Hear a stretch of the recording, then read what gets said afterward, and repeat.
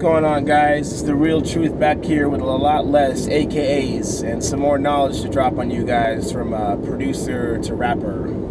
This is for the How to Rap group, Drew Morrissey's How to Rap. If you're on my channel, you don't know what I'm talking about, check the link right here, tell you where to go. Drew Morrissey's a good friend of mine. I've been working with him. He's trying to help people all across the world learn how to rap without feeling the constant pressure of street cred and who you shoot, what do you know, what jewels do you have. It's, you know, he's just trying to make people feel welcome in the art of rap. As the producer in the group, or producer friend of his, I'm here to help you guys understand why the beat you chose for your rap is whack.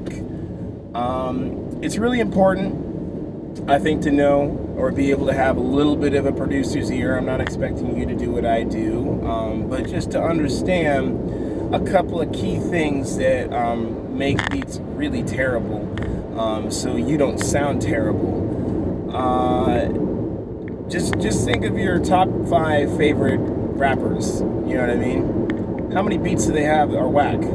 Exactly. So I mean, like, they don't mess with bad beats. So I'm gonna give you 5 things that I think make a beat really whack. Number 1, I would say, is distorted kicks or distorted bass drums, bass, just distorted mix. What I mean by that is either the mix sounds like it's underwater, the kicks sound so like they're just really blaring through, it's super loud. Distorted is just like that raspy guitar kind of sound, and it just sounds buzzy.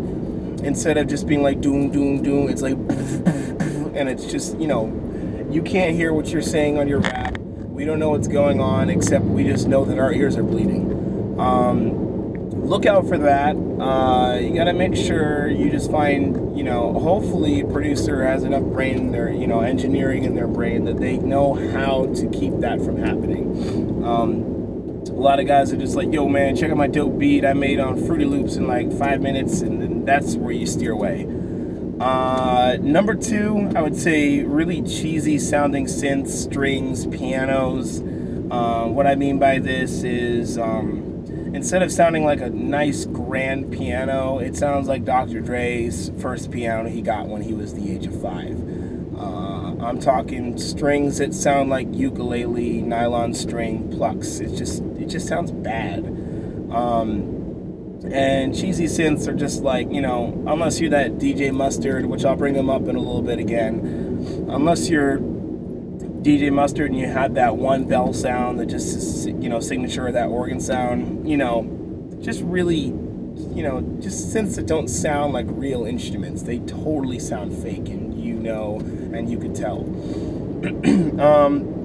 Number 3, I'm gonna say, to touch upon cheesy synths, is overdone producer styles. What I mean by this is that Kanye West crow that comes up in Hot Boy, and, you know, just you know, the DJ Mustard organ, people that are just trying so hard to like make that southern trap, you know, clap, you know, hi-hat pattern, just, you know, instead of just sounding like a good beat, you know, they're trying very hard to be, you know, because they're influenced, you know, which is nothing wrong with that, but you could tell that it's really pushed too hard and it's not a good beat. I know this when I moved out to California. I was really trying to learn how the West Coast style and that West Coast whistle, and I was putting it on every beat I had, and it just made the beats like, you know, this isn't a West Coast song, man. What are you doing? Like, it's, you know, it sounds kind of weird, sounds kind of whack. It just, you know, they're trying really hard to sound or emulate their favorite producer, and there's nothing wrong with that. You get inspiration, but you can tell when it's really pushed heavily and it doesn't sound good. Number 4, I'm probably going to say something that pisses me off the most is lack of drums, or lack there of drums, meaning, you know, a lot of hip-hop now is just a clap and a hi-hat or a snap or a shaker, and that's it. Just clap and hi-hat, nothing. And maybe the kick comes during the melody or the chorus or the hook. So it just drives me nuts that there's producers making beats with no drums. Like, it's a beat, for Christ's sake. Put some drums in that damn thing. You know, A lot of beats that just sound very bare bone. They sound like a loop. They sound like an idea I would have, because my beats personally have at least 3 to 4 layered kits. Of course, you got to EQ those things, but that's, you know, that's producer talk. I have a kick that sounds like an acoustic kick. I have an 808 that has that subby sound. I got a electronica sounding kit to make it rubbery. I mean, like, it sounds like they're just making beats nowadays in 60 seconds or less and just calling it good enough. And it's just, you know, I can make the same thing on a phone. Like, you know, why bother? Why bother? So stay away from beats that are really weak in the category of drums. And number 5, to play on that, number 5, I would say, is no melody, no chords, no chorus to the instrumentals. A lot of beats, like I was saying before, just sound like loops that were done in 2 minutes or 60 seconds or less. I think if a beat doesn't have chord progression or melody, it doesn't have to be like Bach or Beethoven. I mean, for crying out loud, Hans Zimmer, one of the most intelligent film score, you know, producers, can't read music. You don't have to read music to understand chord progression. So producers out here hearing this, you know, for crying out loud, just learn what sounds good and make a melody and chords, you know.